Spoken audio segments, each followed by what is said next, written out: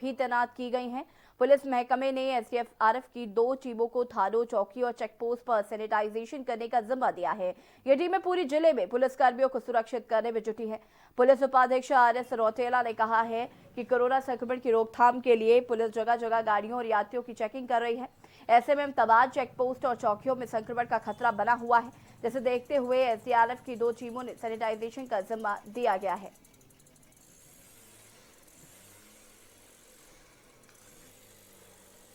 निर्देशित किया गया है कि पुलिस की जहां जहां पर चेक पोस्ट हैं, थाना चौकियां हैं, वहां पर जो है एसडीआरएफ द्वारा जो है सैनिटाइजेशन किया जा रहा है, क्योंकि बार बार जो है वहां पर वो लोग गाड़ियों वाड़ियों को रोकते हैं, लोगों से पूछताछ करते हैं। तो जो भी कर्मी जो है ड्यूटी पर हैं वहां पर, उनकी सुरक्षा की दृष्टि से लगातार एसडीआरएफ द्वारा जो है सैनिटाइजेशन किया जा रहा है। कोरोना वायरस से कई देश परेशानी के साए से गुजर रहे हैं, जिसमें भारत देश भी पीछे नहीं है। लॉकडाउन के चलते मस्जिद, मंदिर, गुरुद्वारे और चर्च देश भर में बंद है, जबकि 24 अप्रैल से मुस्लिम समुदाय के रमजान के पाक महीने का शुभारंभ होने जा रहा है, जिसको लेकर काशीपुर में पुलिस द्वारा पहले ही सोशल डिस्टेंसिंग का पालन करने और घरों में रहने की अपील की जा चुकी है। तो वहीं लोग भी सहमति जताते हुए कह रहे हैं कि जिस तरह से कोरोना वायरस ने नवरात्रों में असर डाला था और हमारे देश के हिंदू भाइयों ने भी नवरात्रों पर लॉकडाउन के चलते घर में ही पूजन किया था, ऐसे ही 24 अप्रैल को शुरू होने वाले रमजान में लोगों को घरों में रहकर कुरान की तिलावत और रोजे रख सकते हैं।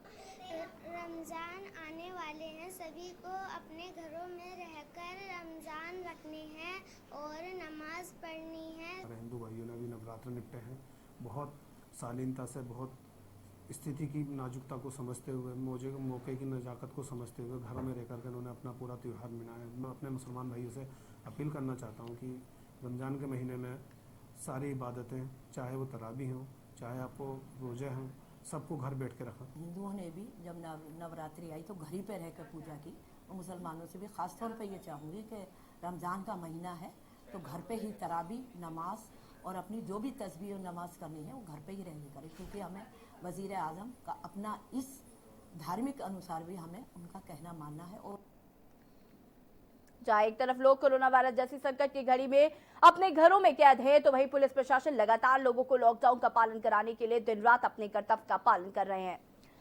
लेकिन उत्तराखंड पुलिस के 2 जवानों ने अपनी ड्यूटी को अपना पहला कर्तव्य मानते हुए अपनी शादी को कुर्बान कर दिया। दोनों जवान असलम अहमद और हेमगिरी उत्तराखंड पुलिस में काशीपुर कोतवाली में तैनात हैं। आपको बता दें कि असलम अहमद काला ढूंगी के मूल रूप से निवासी हैं, जिनका निकाह काशीपुर की लड़की से जनवरी माह में तय हुआ था और 19 अप्रैल को काशीपुर में निकाह होना था। और दूसरे मूल रूप से पिथौरागढ़ के रहने वाले हेमगिरी वर्ष 2011 से में तैनात है और हेम का विवाह पिथौरागढ़ की रहने वाली शोभा के साथ तय हुआ था। बीते 16 अप्रैल को उनकी बारात जानी थी, लेकिन लॉकडाउन के चलते विभाग से वापसी का फरमान आया तो शादी स्थगित कर कर्तव्य निभाने आ गए, जिसको लेकर विभाग के अधिकारी अपने कर्मचारियों पर गर्व कर रहे हैं।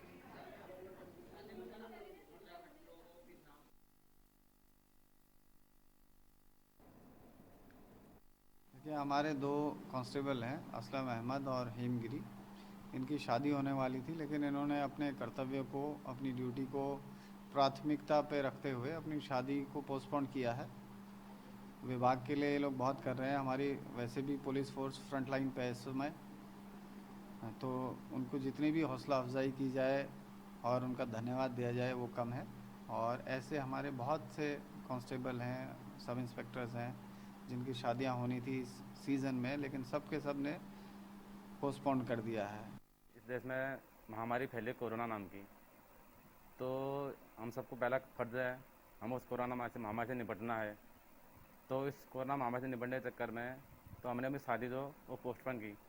हमने शादी तो हम बाद में कर लेंगे, पहले हम देश सेवा करेंगे, इसलिए मैं अपनी शादी को रोक दिया कुछ टाइम के लिए। कोरोना वायरस का असर केदारनाथ धाम की यात्रा पर भी पड़ता हुआ दिखाई दे रहा है। 29 अप्रैल को सुबह 6:10 पर केदारनाथ के कपाट खोले जाने हैं, लेकिन कपाट खोले जाने के अवसर पर मात्र 16 लोग ही मौजूद रहेंगे। मंदिर समिति की ओर से इन 16 लोगों के लिए जिला प्रशासन से अनुमति मांगी गई है। मंदिर समिति ने केदारनाथ के मुख्य पुजारी, डोली ले जाने वाले 6 लोग, पंचगाई के ग्रामीण, 3 वाद्य यंत्र बजाने वाले आदि लोगों को केदारनाथ जाने के लिए अनुमति मांगी है। इसके अलावा पहली बार केदारनाथ के शीतकालीन गद्दे स्थल ओमकारेश्वर मंदिर से गौरी कुंड तक का बाबा केदारनाथ की पंचमुखी चल विग्रह उत्सव टोली वाहन से जाएगी। इसके अलावा केदारनाथ धाम के रावल भी महाराष्ट्र लौटने के बाद क्वारंटाइन किए गए हैं। ऐसे में कपाट खोलने के मौके पर रावल की मौजूदगी पर भी संशय बना हुआ है। यदि रावल केदारनाथ नहीं पहुंचते हैं तो उनके द्वारा अधिकृत मुख्य पुजारी की ओर से ही कपाट खोले जाएंगे। चूँकि कोरोना वायरस के संक्रमण का पूरे विश्व में चल रहा है और भारत सरकार द्वारा समय समय पर इसमें गाइडलाइन जारी की गई है, तो हम लोगों ने इसमें राज्य सरकार से भी मार्गनिर्देशन मांगा है। और बद्री केदार मंदिर समिति की तरफ से हमारे पास 16 व्यक्तियों के नाम आए हैं कि डोली के साथ वो लोग मौजूद रहेंगे, लेकिन हम लोगों ने इस संबंध में अभी राज्य सरकार से दिशा निर्देश मांगे हैं और जैसे ही हमें निर्देश प्राप्त होते हैं उसी के अनुसार हम कार्यवाही करेंगे। और सभी लोगों ने एक ही सहमति जताई है कि पूर्व निर्धारण तिथि पे ही जो है 29 तारीख को भगवान श्री केदारनाथ जी के कपाट खुलेंगे परंपरा के अनुसार। और बद्रीनाथ की पूजा, यहाँ की पूजा में भिन्नता है क्योंकि बद्री विशाल में मंदिर के अंदर सिर्फ रावल ही पूजा करते हैं जो इस समय क्वारंटीन में हैं, और यहाँ पर जो है रावल जो है सिर्फ पुजारी को अधिकृत करता है। रुद्रप्रयाग में 11वें ज्योतिर्लिंग भगवान केदारनाथ के कपाट 29 अप्रैल को खोले जा रहे हैं और डोली 26 अप्रैल को शीतकालीन गद्दी स्थल से रवाना होगी, जो वाहन के जरिए सीधे गौरीकुंड जाएगी। जहां पिछले वर्षों तक डोली का प्रथम रात्रि प्रवास फाता में हुआ करता था, वहीं इस बार डोली वाहन से सीधे अपने अंतिम पड़ाव गौरीकुंड पहुंचेगी और दूसरे दिन गौरीकुंड से केदारनाथ के बीच प्रवास करने के बाद 28 को केदारनाथ पहुंचेगी।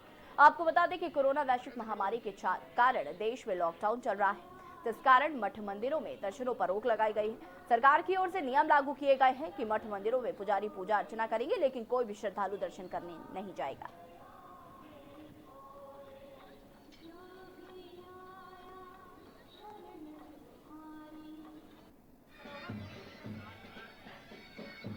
भगवान श्री केदारनाथ जी के कपाट 29 अप्रैल को खुलने जा रहे हैं। यह निर्णय ओंकारेश्वर मंदिर में श्री रावल जी, माननीय BD सिंह जी की अध्यक्षता में, और जिसमें हमारे वेद पाठी, जमलोकी, देवसारी और उसके अतिरिक्त जो है माननीय प्रधानमंत्री का जो आदेश है, इस समय देश लॉकडाउन में चल रहा है, सब लोग दूरी बनाने के उसमें हैं, और जब वहाँ से डोली चलेगी तो निश्चित तौर पे भक्त लोग बाहर निकलेंगे। रुद्रप्रयाग में केदारनाथ पैदल मार्ग से लेकर धाम तक लगातार बर्फ हटाने का काम जारी है। बर्फ हटाने वाली यात्रा मैनेजमेंट एवं वुडस्टोन की टीम ने केदारनाथ मंदिर तक बर्फ काटते हुए रास्ता तैयार कर लिया है, जिससे यहाँ अब घोड़े खच्चरों की आवाजाही भी होने लगी है। हालांकि 2-3 दिनों से केदारनाथ सहित ऊंचाई वाले इलाकों में बर्फबारी और बारिश हो रही है। बावजूद इसके यात्रा में जुटे मजदूर रात दिन कार्य करने में लगे हुए हैं, जैसे कि कपाट खुलने से पहले व्यवस्थाओं को दुरुस्त किया जा सके। केदारनाथ धाम में इंटरनेट का संचालन शुरू कर दिया गया है, इससे धाम में होने वाली यात्रा तैयारियों पर नजर रखी जा रही है। इसके अलावा यात्रा पड़ावों पर स्वास्थ्य विभाग की टीम ने मोर्चा संभाल लिया है। जगह जगह यात्रा पड़ावों पर स्वास्थ्य विभाग की टीमें तैनात हो गई हैं। साथ ही 25 अप्रैल से धाम में मोबाइल नेटवर्क सेवा भी शुरू कर दी जाएगी।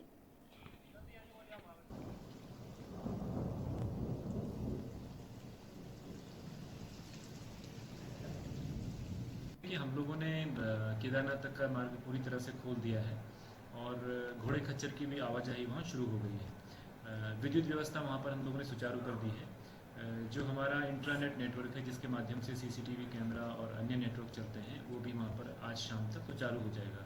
सभी मोबाइल नेटवर्क कंपनियों से हमारी वार्ता हो चुकी है और सभी ने आश्वासन दिया है कि 25 तारीख तक वो भी सभी मोबाइल कंपनियाँ वहाँ पर अपने कार्य शुरू कर देंगे। इसके अतिरिक्त पानी की व्यवस्था को लेकर के हम लोगों ने वहाँ पर जो पाइप्स होते हैं वो भेज दिए गए हैं और 25 तारीख तक वो भी व्यवस्था फाइनल कर दी जाएगी। ये यात्रा मार्ग इस बार हमारे यहाँ से शुरू में ही मार्च शुरुआत से ही सीतापुर, सोनप्रयाग और गौरीकुंड में व्यवस्थाएं हमारे यहाँ सुचारू कर ली गई है और वर्तमान में लिंचौली तक हमारा कार्य पूर्ण हो चुका है। लिंचौली तक हमने पानी की व्यवस्था सुचारू कर ली है। केदारनाथ में हमारा कार्य भी चल रहा है, वहाँ हमारे पाइप दुकान चल रहे हैं। हम यात्रा से पहले केदारनाथ में पानी चालू कर देंगे।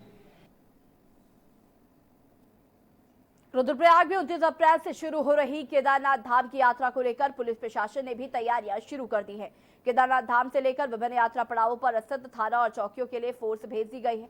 शीतकाल में अत्यधिक बर्फबारी और ठंड होने के कारण केदारनाथ, लिंचौली और भीमबली से पुलिस के जवान वापस लौट आए थे, दरअसल यात्रा सीजन शुरू होने पर केदारनाथ धाम, पैदल मार्ग के लिंचौली, भीमबली सहित अन्य स्थानों पर पुलिस टीमें तैनात रहती हैं, जबकि गौरीकुंड में पहले से ही पुलिस चौकी है और मुख्य पड़ाव सोनप्रयाग थाना है। केदारनाथ धाम में पुलिस की क्विक रिस्पांस टीम के 5 सदस्य होंगे, जबकि एसआई सहित 5 सदस्यीय टीम चौकी में तैनात रहेगी। लिंचौली में एक एसआई के साथ 2 पुलिसकर्मी तैनात होंगे, जबकि भीमबली में 2 पुलिसकर्मी तैनात होंगे। पुलिस जवान यात्रियों को जानकारी देने के अलावा अन्य आवश्यक सुविधाएं जुटाएंगे। चुनौतियां भी काफ़ी है, जैसे कि पानी के स्रोत अभी बंद है, पूरे बर्फ में दबे हुए हैं।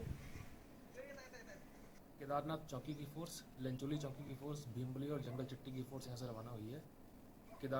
श्री केदारनाथ की सुरक्षा गार्ड ऑलरेडी वहाँ पे है और इन लोगों को ब्रीफ करके भेजा गया है और जो हमारे रिजर्व इंस्पेक्टर हैं वो भी इनके साथ में गए हैं, वायरलेस का स्टाफ साथ में गया है और इनकी प्रॉपर ब्रीफिंग कर दी गई है। और उसमें मेन तथ्य यही है कि चूँकि पब्लिक के लिए दर्शन के लिए श्री केदारनाथ के कपाट अभी नहीं है, पब्लिक को अलाउ नहीं किया जाएगा, लेकिन जो वहाँ पे कुछ कंस्ट्रक्शन का काम जैसे चल रहा है, बर्फ़ काटने का काम चल रहा है, या जो एसेंशियल लोग हैं जिनको पूजा और परंपरा को सुचारू रूप से रखना है, सोशल डिस्टेंसिंग बनी रहे और किसी प्रकार का कंप्रोमाइज़ ना हो और सामाजिक दूरी बनाए रहे।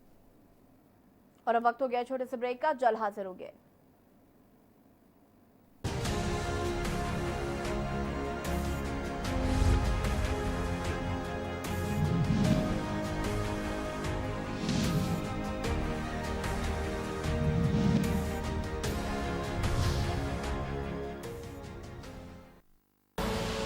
आप देख रहे हैं के न्यूज, खबरों का सारथी।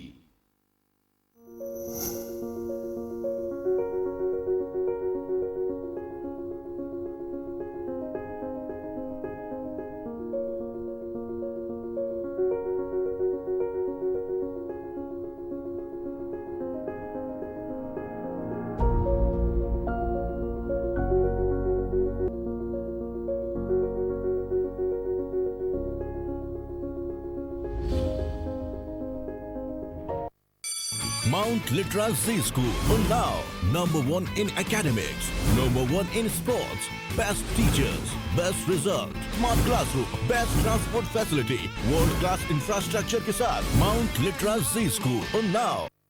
हवाओं में बैठा हो पहरा, असर देखो कितना है गहरा, पूछे है हर कोई देखो। लोक संगीत को चरम तक पहुंचाया है, वो है मालिनी अवस्थी जी। मिलकर इसे अब हराना है, अरे आया है क्यों तू निगोड़ा, अरे कैसा है तू रे करोना। क्या बात है, लोक संगीत को नई ऊंचाइयों तक ले जाने का आपने काम किया, ये प्रेरणा आपको बचपन से, परिवार से। आपने अच्छा समय घर में व्यतीत किया, अपनी सासू माँ के साथ मिलकर के मास्क बनाया। जी बिल्कुल, और इस समय देश की भी सबसे बड़ी प्राथमिकता देश के नागरिकों की सुरक्षा है, उनका हित है, और ये तभी है जब हम सब लोग सरकार द्वारा जारी की गई हेल्थ गाइडलाइंस को बहुत निष्ठा के साथ पालन करें। इस जीवन का यही है, यही है, यही है रंग रूप, थोड़े गम हैं, थोड़ी खुशियाँ, यही है, यही है, यही है छाव धूप। आप देख रहे हैं के न्यूज, खबरों का सारथी।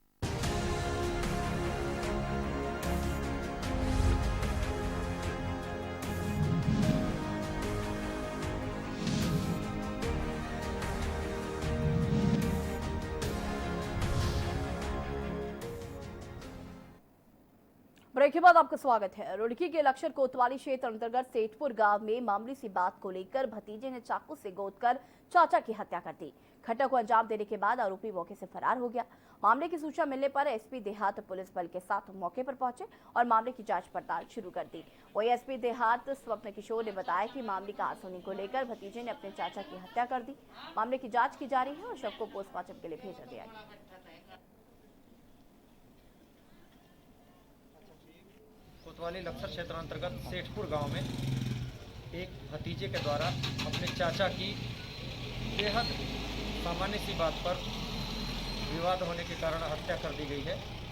इस संबंध में अभी हम लोग आए हैं मौके पर पंचायतनामा भरे जाने की कार्रवाई चल रही है। अस्पताल में ही पंचायतनामे की कार्रवाई कराई जा रही है।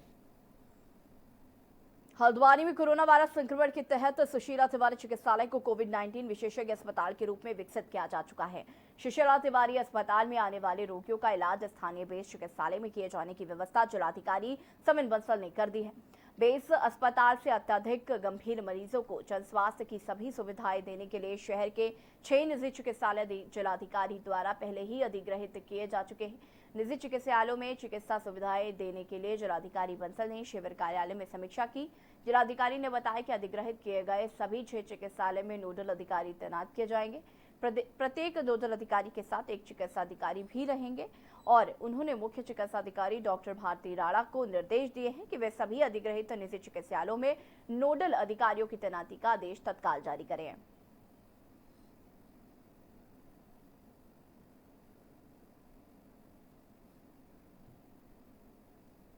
आईआईटी रुड़की के प्रोफेसर ने कोरोना डिटेक्शन ऐप लॉन्च किया है। आपको बता दें कि प्रोफेसर कमल जैन ने कोरोना वायरस की पहचान के लिए एक ऐसा सॉफ्टवेयर बनाया है जो महज 3 से 4 सेकंड में ही कोरोना की पहचान बता देगा। इस सॉफ्टवेयर को बनाने में उन्हें 1 से 1.5 माह का समय लगा है।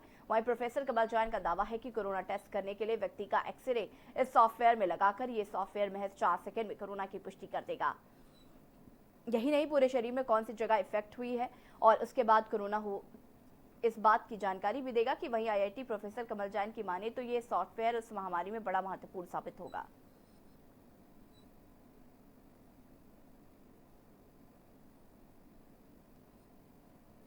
देखिए, कोविड के लिए जांच करने के अलग अलग तरीके हैं। ब्लड टेस्ट होता है, एक्सरे से पता कराया जा सकता है। तो इसके अंदर एक्सरे की इंटरप्रिटेशन को फैसिलिटेट किया गया है।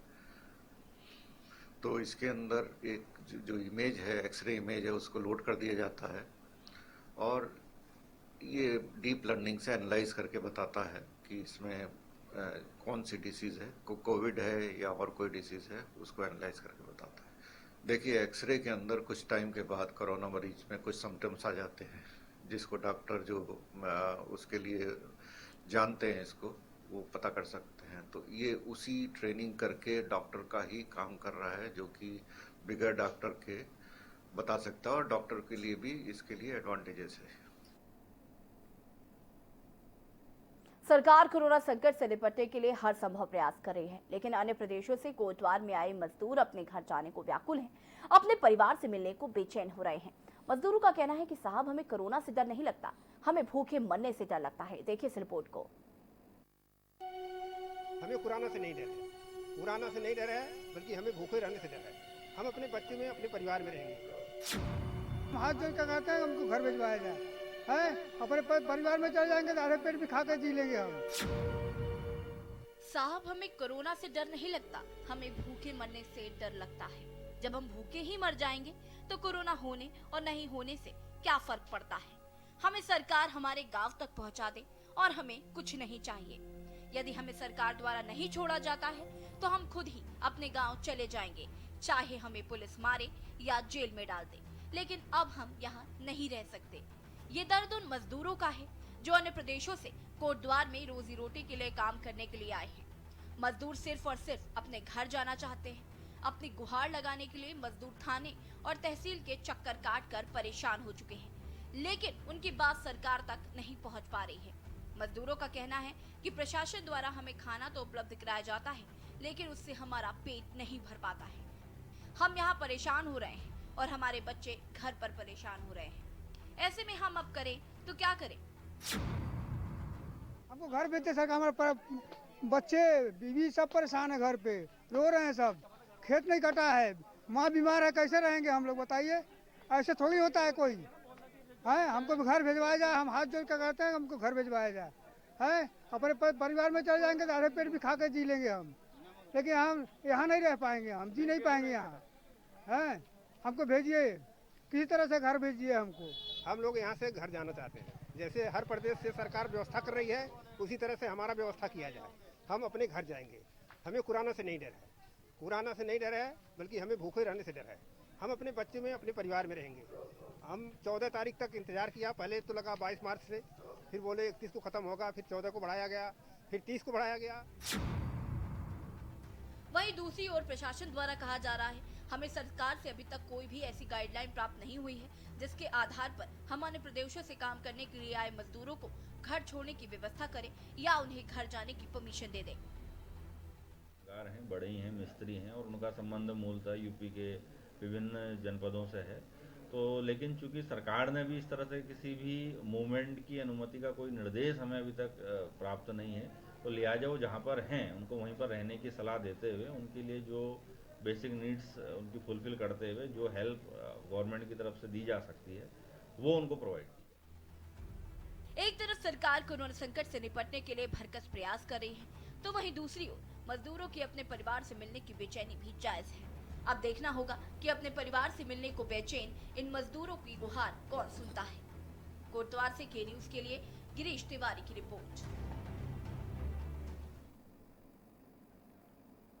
इसी के साथ दीजिए मुझे इजाजत। देखते रहिए के न्यूज इंडिया। नमस्कार।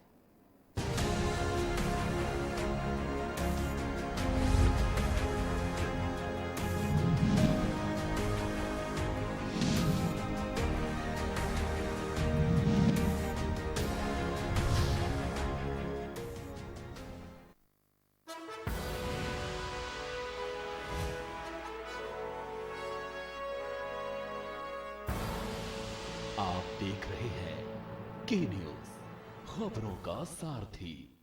खुदी को आजमाया है तो ये अंदाज आया